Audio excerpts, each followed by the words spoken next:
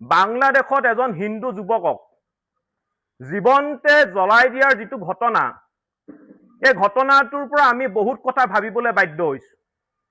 আৰু ইয়াৰ লগতে আমি এইকেইদিন দেখা পাইছো যে বাংলাদেশত সঘনাই ভাৰত বিৰোধী শ্লোগান দিয়া আৰম্ভ কৰিছে। আৰু আটাইতকৈ ডাঙৰ কথাটো হ'ল যে অসমকে ধৰি উত্তৰ পূবৰ আটাইকেইখন ৰাজ্যক বাংলাদেশৰ লগত সামিল কৰিবৰ কাৰণে হুংকাৰ প্ৰদান কৰিছে আৰু ইয়াৰ ওপৰত এক গভীৰ ষড়যন্ত্ৰ চলিছে। ই সমগ্ৰ অসমীয়া জাতিটোৰ কাৰণে এক ভৱিষ্যতৰ ভয়াৱহ ইংগিত বহন কৰিছে।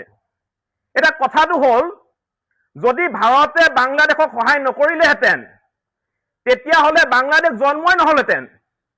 আজি বাংলাদেশত থকা নপুংসকবোৰে অসমক দম দিবলৈ আৰম্ভ কৰিছে, খাই পাত ফলা জাত।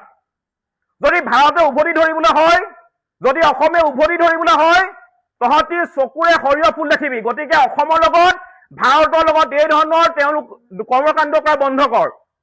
আৰু ইয়াৰ লগতে আমি জাতীয় সংগ্ৰামী সেনা অসমে সমগ্ৰ অসমবাসী ৰাইজলৈ আমি এটা আহ্বান জনাইছো।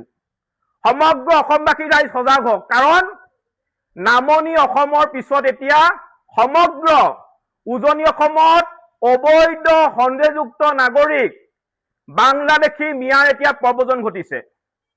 পকা মিস্ত্ৰীৰ ৰূপত, আপোনাৰ মাছৰ বেপাৰীৰ ৰূপত, ফেৰীৱালাৰ ৰূপত এতিয়া গাঁৱে ভূঞে সন্দেহযুক্ত নাগৰিকৰ চলাচল আৰম্ভ হৈছে। আৰু ই সমগ্ৰ জাতিটোৰ কাৰণে এটা শংকাৰ বিষয়। আমি অসমখনক বাংলাদেশ পাকিস্তান হ'বলৈ আমি এৰি দিব নোৱাৰো। আজিৰ তাৰিখত যদি আমি অসমৰ এই বাংলাদেশী আগ্ৰাসন ৰোধ কৰিব নোৱাৰো, তেতিয়াহ'লে কিন্তু জাতিটোৰ ধ্বংস অনিবাৰ্য। আৰু এই বাংলাদেশী মিয়াবোৰ হৈছে অসম আৰু অসমীয়া জাতিটোৰ কাৰণে শ্ল' পয়জন। আৰু এই বাংলাদেশী মিয়াবোৰে অসমতে থাকি অসমীয়া মানুহক কাটি নদীত উটুৱাই দিম বুলি ক'ব পৰা হ'ল। আৰু এতিয়া চাই থকা সময় নহয়। এইখন অসম হয়, এখন বাংলাদেশ নহয়। অসমত কেৱল মাত্ৰ অসমীয়া মানুহৰ প্ৰভুত্ব আৰু আধিপত্য থাকিব লাগিব। ইয়াত বাংলাদেশী মিয়াৰো এটাৰো দম ভালি আমি সহ্য নকৰো। দীৰ্ঘ সময়ৰ পৰা আচলতে জেহাদীক আশ্ৰয় দিয়া বাংলাদেশত পুনৰবাৰ এগৰাকী ব্যক্তিক যি ধৰণে নিৰ্মমভাৱে অত্যাচাৰ কৰি হত্যা কৰিলে, সেই ঘটনাই আচলতে গোটেই দেশ জোকাৰি গৈছে। আমি জাতীয় সংগ্ৰামী সেনা অসমৰ তৰফৰ পৰাও তেনে কাৰ্যক ধিক্কাৰ দিছো। আৰু সমান্তৰালকৈ মাননীয় মুখ্যমন্ত্ৰী মহোদয়ৰ যোগেদি আমি ভাৰতৰ প্ৰধানমন্ত্ৰী তথা ভাৰতৰ গৃহমন্ত্ৰী মহোদয়লৈ আমি এটা আহ্বান জনাব বিচাৰিছো যে এই জেহাদী কাৰ্যকলাপত জড়িত থকা বাংলাদেশক ভাৰতৰ মানচিত্ৰৰ পৰা যাতে নিঃশেষ কৰাৰ ব্যৱস্থা গ্ৰহণ কৰে।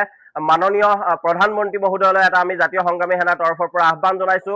ভাৰতৰ যিমান সংখ্যক আচলতে সামৰিক আচলতে বাহিনী আছে বা সামৰিক পাৱাৰ আছে, সেই সামৰিক পাৱাৰ লগাই ভাৰতৰ মানচিত্ৰৰ পৰা যাতে তেওঁলোকক গোটেই পৃথিৱীৰ মানচিত্ৰৰ পৰা যাতে বাংলাদেশক নিঃশেষ কৰাৰ ব্যৱস্থা গ্ৰহণ কৰিব লাগে, তাকে আমি আহ্বান জনাইছো। আৰু সমান্তৰালকৈ ইতিমধ্যে আমাৰ জাতীয় সংগ্ৰামী সেনাৰ কেন্দ্ৰীয় সভাপতি মহোদয়ে এটা আপোনালোকৰ আগত স্পষ্ট কৰি দিছে যে নতুন বছৰৰ অহাৰ লগে লগে আমি উজনি অসমৰ পৰা যিসকল সন্দেহযুক্ত যিসকল আচলতে যাক আমি মিয়া বুলি অভিহিত কৰিছো, আমি পূৰ্বৰ পৰা এটা কথা কৈ আহিছো যে উজনি অসম মিয়ামুক্ত হ'ব লাগিব। কেৱল উজনি নামনি বুলি নহয়, গোটেই অসমৰ পৰাই আচলতে সন্দেহযুক্ত নাগৰিকসমূহ, সন্দেহযুক্ত মানুহসমূহ যাতে বিতৰণৰ ব্যৱস্থা গ্ৰহণ কৰে, তাত আমি ইতিমধ্যে সহযোগিতা আগবঢ়াই আহিছো।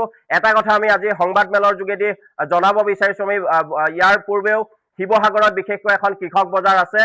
এই কৃষক বজাৰখন আৰম্ভণিৰ পৰা যিহেতু কৃষকৰ সুবিধাৰ কাৰণে বা শিৱসাগৰৰ খিলঞ্জীয়া মানুহখিনিয়ে সুবিধা পোৱাকৈ আচলতে বজাৰখন বহুৱাৰ ব্যৱস্থা কৰিছিল, কিন্তু দুৰ্ভাগ্যজনকভাৱে আমি শেহতীয়াকৈ দেখা পাইছো যে কিছুমান অখিলঞ্জীয়া, যাক আমি সন্দেহযুক্ত বুলি অভিহিত কৰো, তেনেকুৱা অখিলঞ্জীয়া বা সন্দেহযুক্ত একাংশ মিয়া মানুহে আচলতে মিয়া ব্যৱসায়ীয়ে এই আমাৰ খিলঞ্জীয়াৰ বজাৰখন দখল কৰিছে। গতিকে মাননীয় মুখ্যমন্ত্ৰী মহোদয়ে এই ক্ষেত্ৰত ব্যৱস্থা গ্ৰহণ কৰিব লাগে। শিৱসাগৰৰ পৌৰসভাই এই ক্ষেত্ৰত ব্যৱস্থা গ্ৰহণ কৰিব লাগে। আৰু আমি পুনৰ এটা কথা আপোনালোকৰ জৰিয়তে জনাই দিব বিচাৰিছো যে অনতি পলমে যদি শিৱসাগৰ প্ৰশাসন বা অসমৰ প্ৰশাসনে এই আৱৰ্জনাসমূহ দূৰ কৰাৰ ব্যৱস্থা গ্ৰহণ নকৰে, আমি নতুন বৰ্ষ সোমোৱাৰ লগে লগে জাতীয় সংগ্ৰামী সেনাই পুনৰ এই যিসমূহ আৱৰ্জনা, যাক আমি মিয়া বুলি অভিহিত কৰিছো, তাক আমি পুলিয়ে পোখাই শিৱসাগৰ তথা অসমৰ পৰা বাহিৰ কৰি দিবলৈ বাধ্য হ'ম। আৰু এই ক্ষেত্ৰত যিকোনো অনাকাংক্ষিত পৰিৱেশ পৰিস্থিতিৰ উদ্ভৱ হ'ব পাৰে। ইয়াৰ আগতো আমি কৈছো যে আমি যেতিয়া এই কৃষক বজাৰৰ পৰা এই মিয়া মানুহবোৰ আচলতে অতৰাই দিয়াৰ চেষ্টা কৰিছিল তাত শিৱসাগৰ জিলা প্ৰশাসনে আমাৰ জাতীয় সংগ্ৰামী সেনাৰ বহু কেইজন সদস্যক আচলতে আটক কৰিছিলে গতিকে অনাগত দিনত এই কাৰ্যসূচীত শিৱসাগৰ জিলা প্ৰশাসন বা অসম চৰকাৰ বা অসমৰ প্ৰশাসনে যাতে সহায় সহযোগিতা কৰি আমি সঁচা অৰ্থত অসমখনত যি একতাৰ দোলেৰে হিন্দু মুছলমান সকলোৱে যি বছৰ বছৰ ধৰি বাস কৰি আহিছে এই একতাৰ এনাজৰীডাল যাতে সদায় সুদৃঢ় হৈ থাকে তাৰ ব্যৱস্থা গ্ৰহণ কৰিবলৈ আমি আজি সংবাদ মেলৰ যোগেদি মাননীয় মুখ্যমন্ত্ৰী তথা অসম চৰকাৰলৈ আমি আহ্বান জনাব বিচাৰিছো যিকোনো খবৰৰ বাবে যোগাযোগ কৰক আমাৰ এই নম্বৰত 9181 307 2221